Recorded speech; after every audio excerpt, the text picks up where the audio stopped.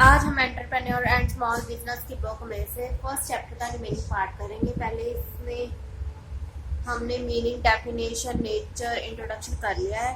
इसके related 2 video बन चुकी है। आज हम इसका रिमेनिंग टॉपिक करेंगे। First chapter entrepreneurship, we already do introduction part, then meaning, definition, natures. Now today we will do its objective of entrepreneurship. Okay, firstly you can see that there is a diagram.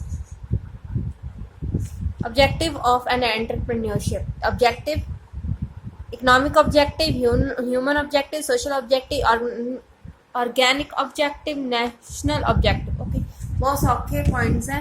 Economic objective क्या क्या होता है? Profit कमाना, goods produce करना, create करनी, market, technology improvement करना। ठीक है, ये 4 पॉइंट इसमें है, 2 पॉइंट इसमें है। ह्यूमन ऑब्जेक्टिव में क्या है? Welfare of employees, satisfaction of customer. ये आप रीड कर लेना, मैं एक्सप्लेन करती हूँ। ताकि जो हमारी वीडियो है थोड़ी छोटी बने। एक्सप्लेन करना स्टार्ट करूँगी, ये आपने लर्न करना है, डायग्राम भी ऐसे बनाना है। चलो अब हम फर्स्ट पॉइंट देखते हैं। इकोनॉमिक ऑब्जेक्टिव का फर्स्ट पॉइंट है profit earning. Okay, profit earning है first point. I hope it is visible. Okay, profit earning, every enterprise is start to earn profit. हर बिजनेस स्टार्ट करते हैं कि प्रॉफिट कमा सके। Profit is the basic incentive to entrepreneur.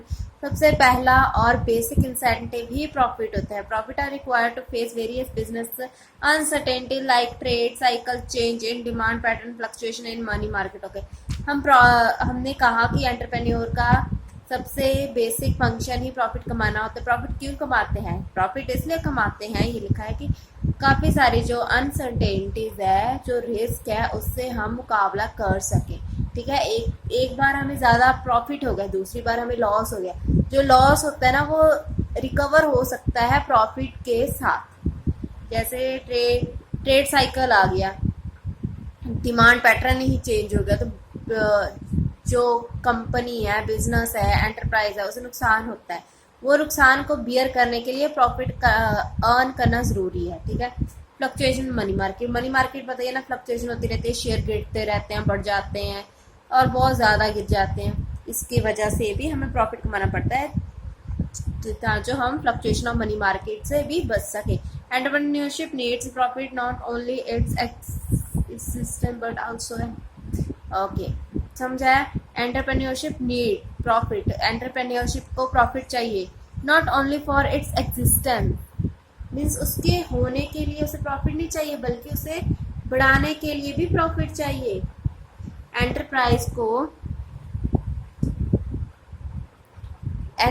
को profit चाहिए, सिर्फ इसलिए नहीं चाहिए कि वो रहे, सर्वाइव कर सके, बल्कि वो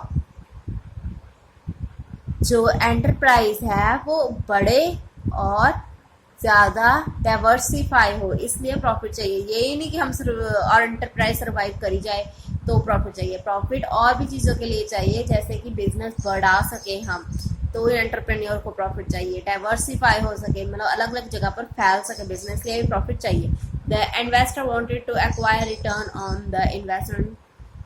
और प्रॉफिट किस लिए चाहिए? कि इन्वेस्टर चाहते हैं कि उन्हें रिटर्न अच्छा से अच्छा मिले। अच्छा से अच्छा रिटर्न उन्हें तभी मिलेगा अगर एंटरप्राइज को ज़्यादा से ज़्यादा प्रॉफिट होएगा। वर्कर चाहते हैं उन्हें ज़्यादा से ज़्यादा वेजेस मिले। वेजेस ज़्यादा से ज़्यादा कैसे मिलेंगी?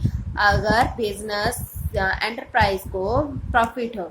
And the entrepreneur need money for री इन्वेस्टमेंट। और जो एंटरप्रेन्योर होता है, एंटरप्रेन्योर जो ओनर या मैनेजर होता है, उसे भी मनी चाहिए कि वो मनी को यूटिलाइज कर सके री इन्वेस्टमेंट के लिए। जो प्रॉफिट आता है, जो ज़्यादा मनी होती है, ये बांटने के बाद बचता है, जो इन्वेस्टर को भी बांट दिया, वर्कर को भी बांट दिया, उसके बाद जो मनी बचती है प्रॉफिट वाली, वो उसे दोबारा से री इन्वेस्ट कर सके। All these demands and requirements will be met only. ठीक है, ये सारा कुछ किसकी वजह से हो सकता है? सिर्फ और सिर्फ प्रॉफिट की वजह से। ओके, इकोनॉमिक ऑब्जेक्टिव, जैसे कि अच्छा इकोनॉमिक ऑब्जेक्टिव ये आप हमने टेबल में लिखा था ना, उन्हें इन्होंने दोबारा से लिख दिया बुक में, ठीक है। अपना अपना इकोनॉमिक ऑब्जेक्टिव 4 थे ना, यही चारों इन्होंने यहाँ पर नीचे लिख दिया, ठीक है। अब हमारा नेक्स्ट है production of goods. Line to line नहीं पढ़ रही, इस पंजाब हिंदी में समझा देती हूँ क्योंकि आसान ही लिखा हुआ है। लिखा हुआ है कि द प्रॉफिट, जो प्रॉफिट है सिर्फ और सिर्फ कैसे बन सकता है, अगर हम कोई goods and services goods produce करें। अगर गुड्स प्रोड्यूस होगी तभी प्रॉफिट होगा, इसलिए ये भी इकोनॉमिक ऑब्जेक्टिव है। प्रोडक्शन ऑफ गुड्स में भी इकोनॉमिक ऑब्जेक्टिव है, बिकॉज अगर प्रोडक्शन ऑफ गुड्स होगी तभी क्या होगा, प्रॉफिट। आगे देखो, ठीक है ना। Next objective is to produce goods, वही लिखा है कि गुड्स प्रोड्यूस करना, उन्हें सेल ना, कंज्यूमर को बेचना, एक प्राइस पर, एक कीमत पर कंज्यूमर को बेचना। आगे लिखा है द एंटरप्राइज, इसमें क्या आता है, प्रोडक्शन ऑफ गुड्स में क्या आता है, एंटरप्रेन्योर को पहले से ही डिमांड देखनी पड़ती है कि क्या डिमांड है मार्केट में, गुड्स की क्या डिमांड है, उसके अकॉर्डिंग प्रोडक्शन करनी पड़ती है, ठीक है। ये सारा आपने किस में लिखना है, प्रोडक्शन ऑफ गुड्स में। प्रोडक्शन ऑफ गुड्स में लिखना है कि प्रॉफिट तभी अर्न होगा अगर हम कोई गुड्स प्रोड्यूस करें, और गुड्स प्रोड्यूस और सेल करना बहुत ज़रूरी है। सेल करो कस्टमर को एक पर्टिकुलर प्राइस पर। सबसे पहले एंटरप्रेन्योर्स ने देखना है कि डिमांड कितनी है गुड्स की मार्केट में, उसके बाद प्रोडक्ट को प्रोड्यूस करना है अकॉर्डिंगली, ठीक है। जितनी डिमांड होगी मार्केट में उतना ही प्रोड्यूस करना है सर। ओके, सब ये भी ध्यान रखना है कि कस्टमर की प्रेफरेंस क्या है, कस्टमर की चाहता क्या है, ठीक है। उसके अकॉर्डिंगली हाँ एंटरप्रेन्योर गुड्स प्रोड्यूस करता है। यही नहीं कि उसकी प्रेफरेंस देखनी, बल्कि उसकी पे कैपेसिटी भी देखनी है कस्टमर की, कस्टमर कितना का पे कर सकता है। हमने प्रोडक्ट ज़्यादा एक्सपेंसिव बना लिया और कस्टमर उतना पे नहीं कर पाया तो भी एंटरप्रेन्योर को लॉस हो सकता है। इसलिए एक तो प्रेफरेंस देखो कस्टमर की, दूसरा क्या देखो, पेइंग कैपेसिटी कोई भी गुड्स प्रोड्यूस करने से पहले। एंड एंटरप्रेन्योर ये ओके, अगली लाइन में लिखा है entrepreneur create form place and time utilization for media. Okay, entrepreneur को ये भी ध्यान में रखना पड़ता है कि जो गुड्स बनाई है, प्रोड्यूस की है कोई भी थिंग, उसने उसकी डिमांड कहाँ पर है, उसकी नीड कहाँ पर है, उसको वहाँ पर पहुँचाना है, ठीक है। ये सब चीज़ें आपने कहाँ किसमें लिखनी है, production of goods. Production of goods याद होगा ना, प्रोडक्शन ऑफ गुड्स में थोड़े से पॉइंट है वो देखिए, सौखा ही है। V8 मार्केटिंग, ठीक है। इसमें क्या है कि मार्केटिंग क्रिएट करनी पड़ती है, मार्केटिंग क्रिएट करनी कि एक प्रोडक्ट को सेल करना, ठीक है।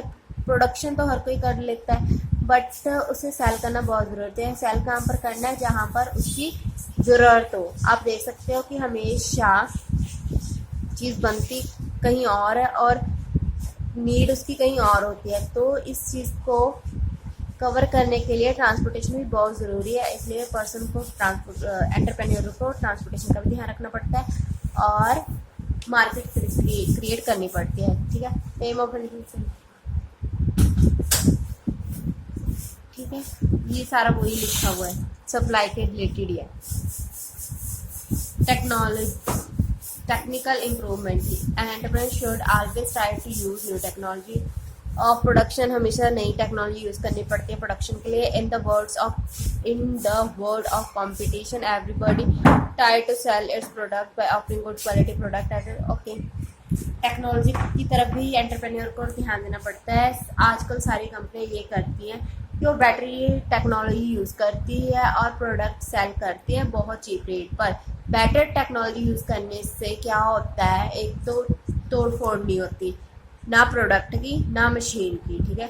तो कोई एक्सपेंस क्रिएट नहीं होता, एक्सपेंस क्रिएट नहीं होता तो प्रोडक्ट इजीली हम मार्केट में कम रेट पर सेल कर सकते हैं। और जो न्यू मशीन है, न्यू टेक्नोलॉजी है, वो थोड़ी सी फास्ट काम करती है एज़ कम्पेयर टू ओल्ड, तो इसकी वजह से टाइम भी बचता है जिससे ज़्यादा प्रोडक्शन हो सकती है।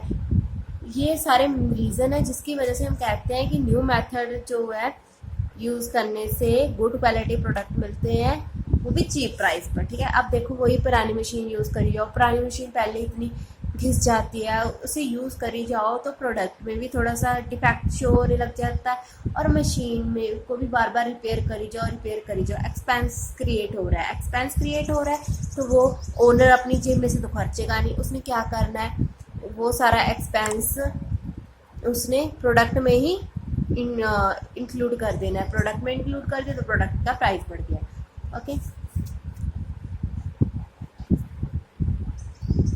बस यही सारा लिखा है कि जो लेटेस्ट टेक्नोलॉजी है उसकी वजह से ही हम इंक्रीज कर सकते हैं प्रोडक्शन और रिड्यूस कर सकते हैं कॉस्ट।